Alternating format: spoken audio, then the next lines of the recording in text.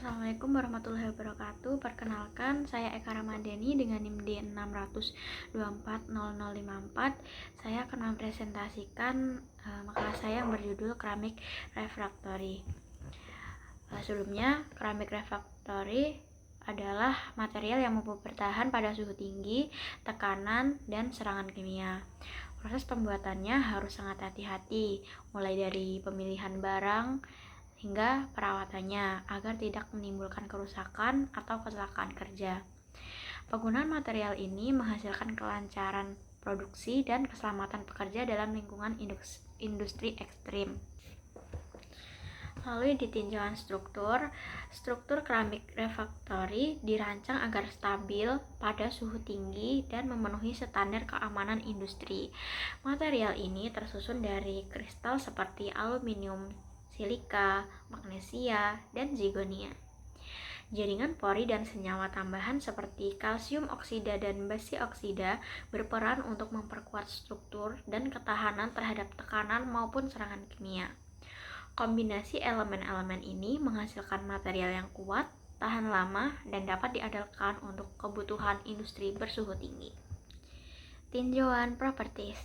Material keramik refractory memiliki ciri khas tahan terhadap suhu tinggi, tekanan, dan goresan, sehingga sangat berguna dalam dunia industri. Struktur butirannya beragam, serta kandungan oksidannya sedikit, namun berpengaruh besar terhadap kekuatan dan ikatan antar partikel. Kepadatan dan kekuatan material meningkat seiring proses sintering, namun tetap memerlukan pengecekan rutin agar tidak mudah rusak. Performa material ini tergantung pada kombinasi sifat-sifatnya dan ketetapan proses pembuatannya agar dapat digunakan di kondisi ekstrim secara maksimal. Lalu ada proses pembuatan material.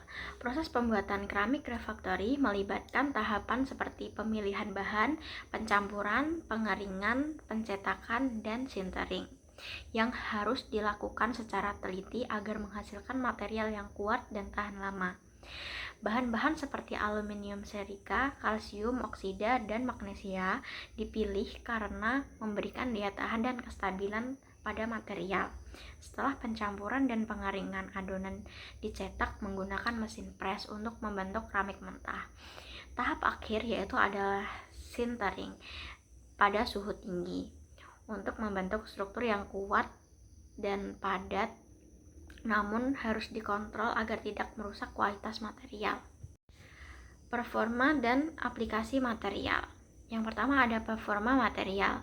Material keramik refractory dirancang untuk tahan panas hingga 1500 derajat Celcius, tidak mudah meleleh, serta tahan terhadap tekanan, gesekan, dan karat.